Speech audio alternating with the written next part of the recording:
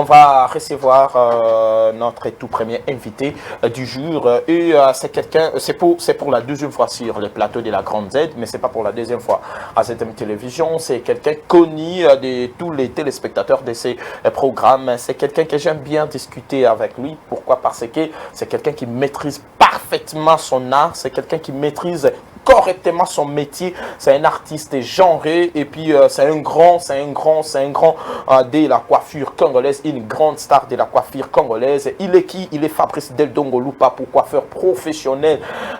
Justement aujourd'hui on va parler de lui, on va parler également de sa particularité, on va parler de sa profession, on va lui poser quelques bonnes questions justement pour 20 minutes, mais sinon je vous demande encore une fois de plus de vous installer confortablement avant de les recevoir.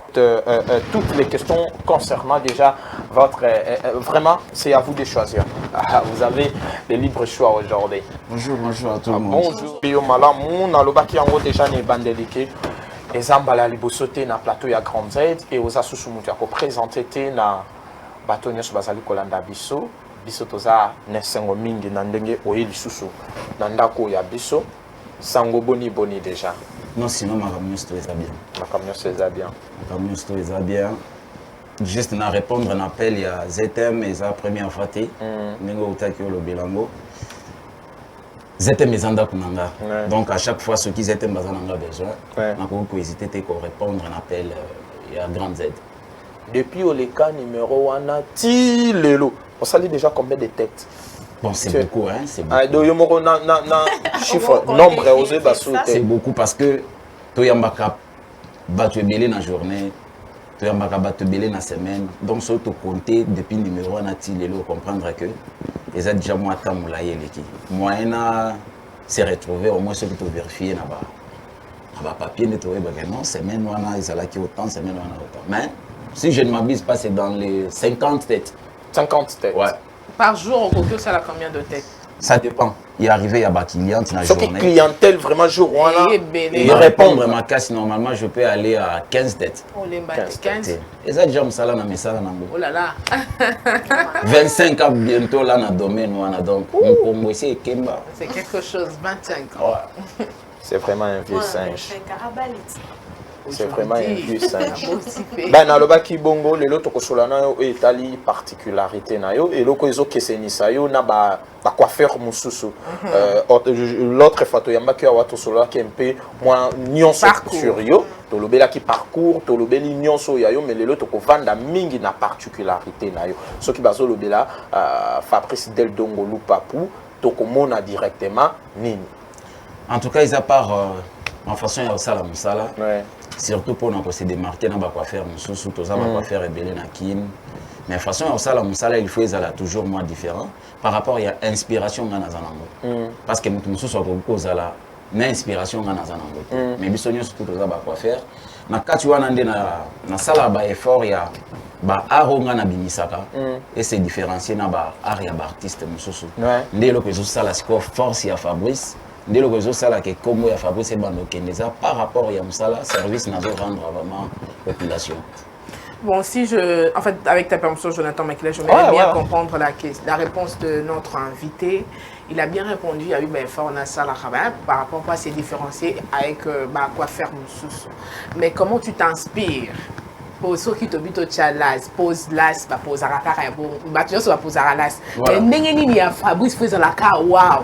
Là on a battu ça là-bas, je suis pas du domaine, mais quand je regarde tes statuts, je vois toujours il y a eu Eza waouh. Donc bon, Eza d'abord passion et à Moussala, Naza vraiment passionné à coiffure. Parce que Eza n'a pas coiffure Moussou, Eza même coiffure n'a pas ça là. Ceux qui peuvent coiffer ce coup ça mais l'air de les misabatali va comprendre qu'il y a toujours la grande différence. Différence par rapport à la façon dont on met la musala naïe. N'aller na sala musala na se retrouve vraiment na kati ya musala. Na se retrouve vraiment na kati ya musala na zo sala.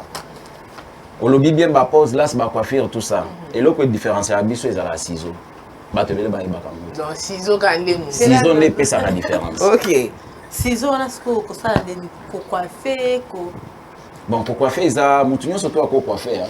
Ndia malo mwana tana cité mutu à coiffer na mais différence est à na ciseaux c'est on a ba coiffeur rebelle ba miso qui ça mi sapi na ciseaux parce que ceux qui oyebi osala la moté aux até donc ndé makasi nanga ma ezala rasiko na kati ya ciseaux wana parce que ko tisser normal mais pesa ce mouvement résultat final C'est ça. et bangi ça bat na kati ya salon ou soit moto ayela ki coiffure moko boye mais a ucho beta moto changer na ya vie parce que bablo ko na pour ça lango il faut za la ndenge nini donc secret na ngeza na kati ya ciseaux.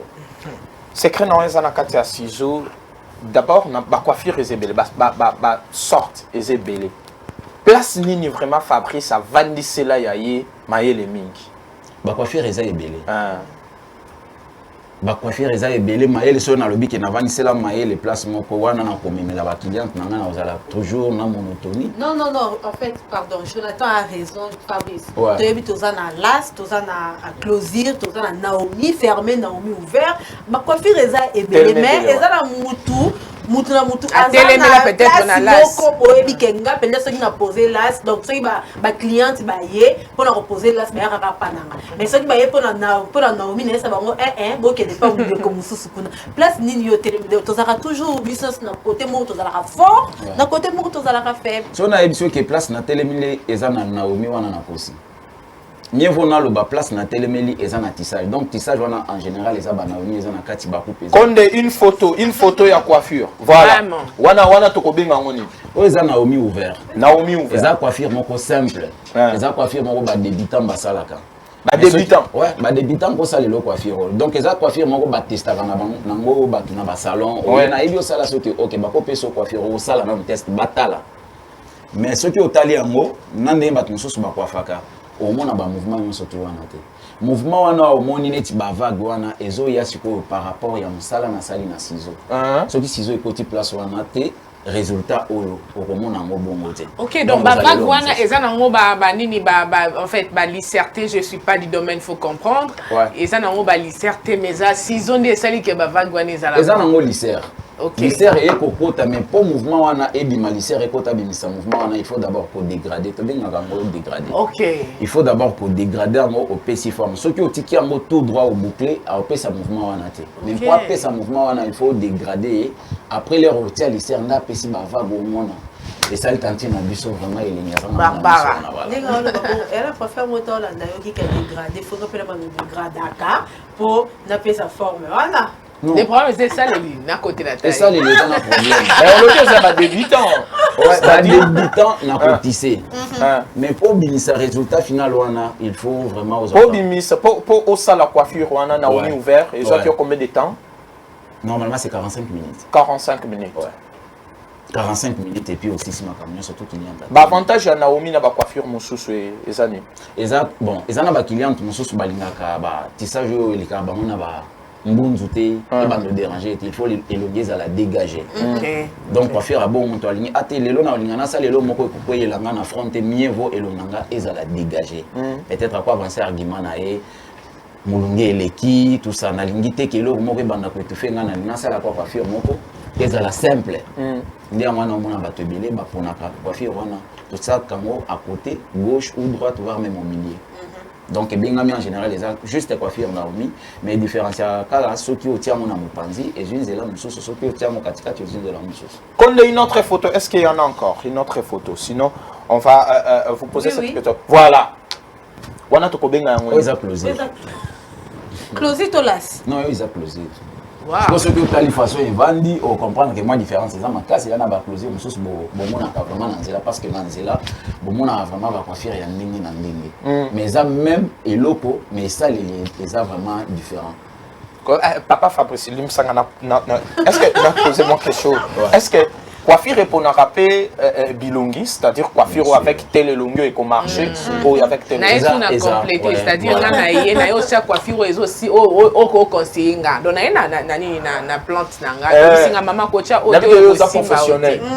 Bon sinon eza difficulté ce qu'on m'a cassé là na kati question autour tourna ba maman bazolanda biso en tout cas maman bazolanda na on a moni o wana bibi bonzenga mingi yanga peso na ye na ya bonzenga bongo ba maman bazolanda biso en tout cas bali misanga makasi parce que il faut na lo ba vérité eza elo moko ile kana coiffure ba mba ibarati moni ndengo luli coiffure wana eza bien basi bazala bon amona boya lobi salanga pe ndenge osali fille mais fille wana de nature aza métisse moto oyo aluli coiffure wana aza mwindu déjà c'est un problème. eza déjà problème l'air azoya yo reproduire même résultat mais azoyebi soki eza yango te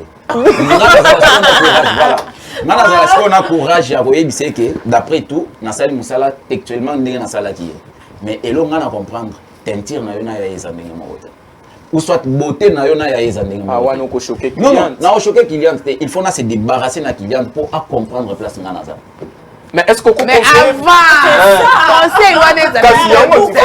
conseil à proposer un modèle na ye olobi na ndenge ya ozaleli nga Jonathan oui question au Magali azotuna na Jaël azotuna bazambasi bayebi moi si soki aye déjà na salon azana coiffure na ye na mutu oyo atalaki peut-être na internet oyo atalaki peut-être star mo bazana ngo kaka yango soki omeki koyebisa eke coiffure oyo okende na yo te arondima yo te bazalaka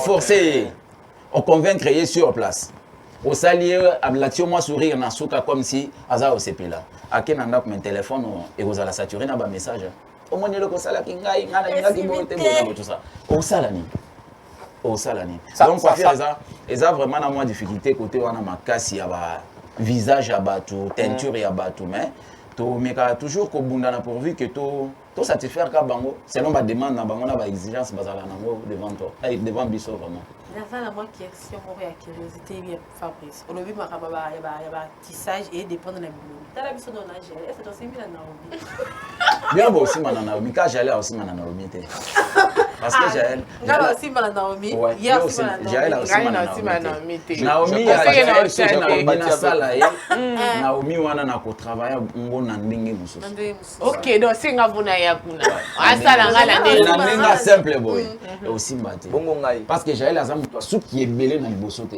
OK donc pour ça la Naomi faut ça la muto suki ebele tonda liboso wana biso mawa lokola ngai biso mawa mais sinon au donc on comprendre que ça professionnel aux vraiment muto aibi musala na ndenge sengeli ozo sala yango avec maîtrise ngaza ki wana na sala reportage wana je sais comment fonctionnaka tango siko sala ka coiffure wana okanisaka nini souci na wezaka nini makanisi nini ela kona mutolinga ka au produire nini vraiment franchement ce que on met un peu couper ça ko expliquer biso en termes exemple ngana ko pe salaire na sala coiffure na lingaka lelo ezala te que no ba banda ko copier nga ou soit na bando copier ka bato moko monaki na nzela yo pe OK reproduire yango donc nazo préparer déjà makambo na sina bandi yango déjà ya que il faut na lancer siko ba blo na ngamoko biloko nini wa biloko nini coiffure kaka mais inspiration o yanga donc exact création personnelle banda na mutu na ngai création ya yo moko ezala coiffure moko na ebité soki bon image moko ko zala wa tiboli ndeni wa coiffure wana eza juste une perruque eza coiffure ezo cartonné na ville à Kin Mobimba. Ah OK je vis l'autre fois na qui peut wana j'ai acheté ouais coiffure wana ezo cartonné ville à Kin Mobimba partout au kokende na Kin na minute place ba obeta arwana bazate kake pas del dongo coiffure wana le preuve année que na pesi yango kombo ya mwana na Diana donc coiffure wana kombo na ngoza Diana OK Diana parce que ça inspiration na ngai coiffure nini wana Fabrice Lobana soki bozana ba photo bokomeka ko lekisa et puis tokotala soki eza vous en avez le téléphone en attendant tout le kango na téléphone mais est-ce que vous pensez si réellement eza propre création na yo vous pensez qu'on protéger yango c'est-à-dire muto akosalela yango lobby a foutre droit d'auteur parce que ça non soki na lobby que muto a foutre droit d'auteur parce que naza vraiment créateur ya elo wana vous allez vraiment passer parce que là tout ça là musala tout ça na ba collègue oui collègue mususu akotala le bien il faut na beta eloko mais il y aura toujours la différence et jusqu'à présent ba collègue toujours ça la mais au moins ka que non il y a quand même Diana voilà c'est ça voilà Dan Sindani va nous aider attends comme ça ba téléspectatrice beaucoup concernés bamona Diana yango eza coiffure moko ezo cartonné aux aider Kim Mobimba. Mais j'ai une question, hein. J'ai une question par rapport à cette coiffure. Et pour ton information, l'autre fois j'étais là, j'ai acheté et on me dit que ça langango. Ouais. Si vous souci dans les alaki. Est-ce que dengue au bouclier ango comme ça? Et tu as la bonne au panzananga te que les lots après l'objet panzani nango. Non, écoute là, ceux qui ont protégé en bien. Non, non. Ok. Ok. Écoute là, ceux qui ont protégé en bien. Bah tout ça baé barati, tout ça outil salon en zone inda pour na ko protéger coiffure et ça tia filet. Ah tia filet. Ok. Ah ok. Filet ezala. Voilà. Filet ezala vraiment na madusu tout ça. Les roseaux là ta filet. Bâtissage écoute na madusu wana. Une fois le moli, forme ma machine de baby. Ok.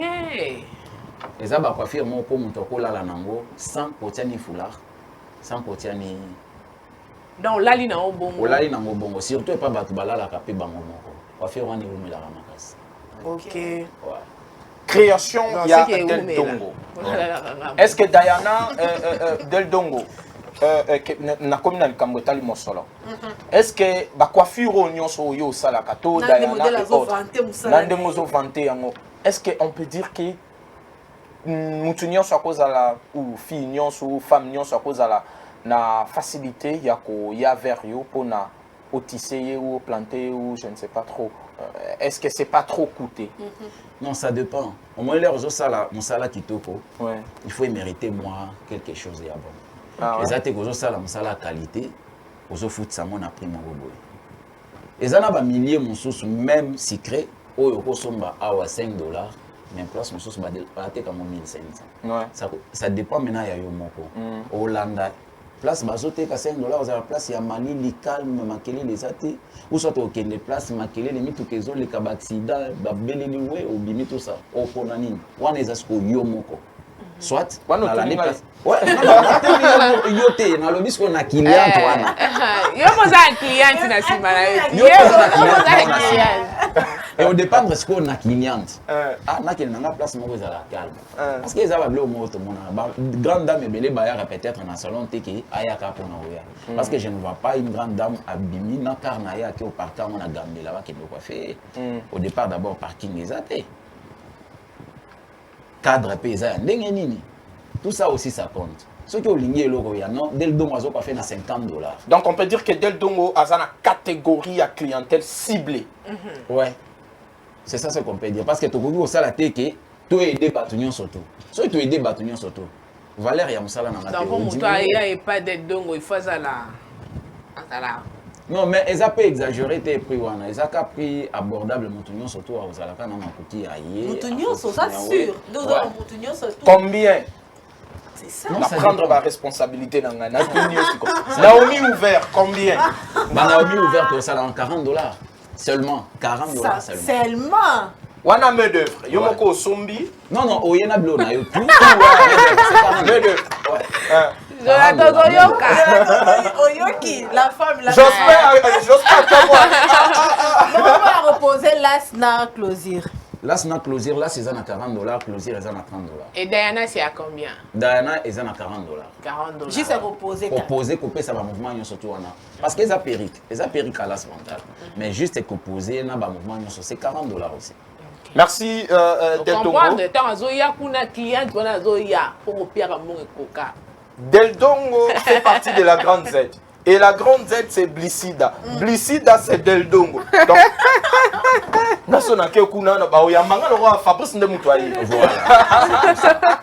là tu as raison. Voilà, et nous sommes arrivés presque à la fin avec vous. Mais est-ce que les moi démonstration moi en quelques minutes c'est quoi ça là ou Tamolka na mando qui non Natambo na parce que au Simba et bon magaté zo betate massa c'est ça. Bamsuba za la ka o eza biloko président mutu muso ko Simba te. Yango eza na problème te. Oh tina na ngoni. O eza c'est choix pour ça il y a nango ba brushing tout ça. O eza brosse o to roda nango. L'air tout ça la brushing, tu utiliser ces choix na brushing, na brosse to balisi yango, to bengi yango brushing. Après pour ça là, pour utiliser mi balai, après on ko lisser na au ça la spectacle, au ça la nani lelo. Non, lelo tout ça la spectacle était juste pour et de montrer que ça quoi. Na côté maka boité bazo e batete mais ceux qui mutu atalika boya komba ah moi na mai wana effectivement. Moi la mai to sisi na yo. Mais prochainement faut rebongisa et au beti yango ba. Mais sinon, parce que le but aussi, c'est dans un message, on a évité ce que vous avez déjà informé. Dans 3 jours, awa, et là, comme ma casse, ils ont botama. Donc, les Congolais, bazala toujours serré. On a posé la ligne. Dès le domoiseau, apporter les banques. Dans 3 jours. Dans 3 jours. Dans 3 jours. Mais signaler plus au PK. Non, ils ont. L'autre, le mardi. Le mardi. Lobby mercredi. Lobby mercredi. Et que ça la jeudi, tout vendredi. Et bon, tout y a qu'à dans 3 jours. Dans 3 jours. Voilà. Les années, ils ont botama. Et là, il y a bien. Ils ont botama. Dans 3 jours. Bien. Ouais. Salon, non, salon, t'es dans un an. Aux bala. Dans un an, t'es dans bala déjà. Bota si pas bota. Bota na sina boti. Et l'eau quoi, c'est dans 3 jours. Ministère de la Culture et Arts, ça peut savoir yango. T'es, bah c'est intéressant pour na makambo na magazine. Ouais. C'est comme maman ministre à paiement. Ouais, bah c'est intéressant makambo na magazine. Surtout bah quoi faire hein, bah c'est intéressant na biso. Mais dans 3 jours tu dois porter les ballons en plus. Dans 3 jours.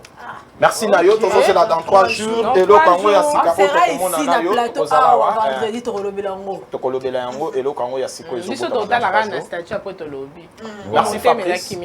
Merci Fabrice. Ceux qui ont coupé ça, Nalumba, 2-3 personnes, Mbote et puis. En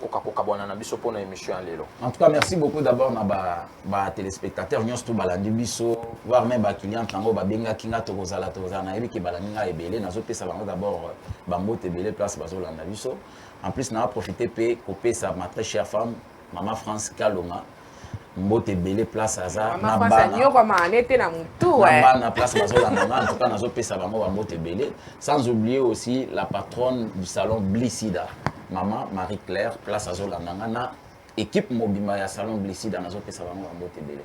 Madame Marie-Claire, s'il vous plaît. Assis ici déjà. Et on répond pas OK na. Maman Francio pour Tisakaye. Na Tisakaye oui. Ah OK. Mais pas tellement. Il n'y a pas à réclamer à la client. Réclamer à Kasi. Azela naka atali na bastati soki ya moni elo mo beti mutema na pe na linyo. C'est ça la fin. Mais il n'y a toujours kozala nango makasi te mais na sala eso mutema ni pamba te ko maneti distraction. Je makamu susu ya zo minelo yo mes cheveux sont sales donc vous en êtes ambé mais na ko pareil. Ça des dons autosilicés. Des dons autosilicés. Merci beaucoup. Merci à vous. Très prochainement, voilà, je disais tantôt bonjour à Madame Marie-Claire et merci également à vous, Fabrice Deldongo. Merci à Magali Kani, merci à Jean-Maman d'Afrique. On va prendre cette fois-ci, c'est la chronique de Magali. On va parler de la commune de la Gombe à l'époque Kalina. Aujourd'hui, commune de la Gombe. On va parler de ça parce qu'il y a pas mal de Kinois qui ne maîtrisent pas correctement l'évolution de cette municipalité. Mais grâce à Magali Kani, la chronique de Magali, on va en parler et je vous demande de vous installer encore une fois de plus confortablement et surtout ne manquez pas de tenir vos stylos, vos calepins, vos carnets, vos papiers. Moi j'en ai déjà pour noter ce que la chroniqueuse va nous dire tout à l'heure.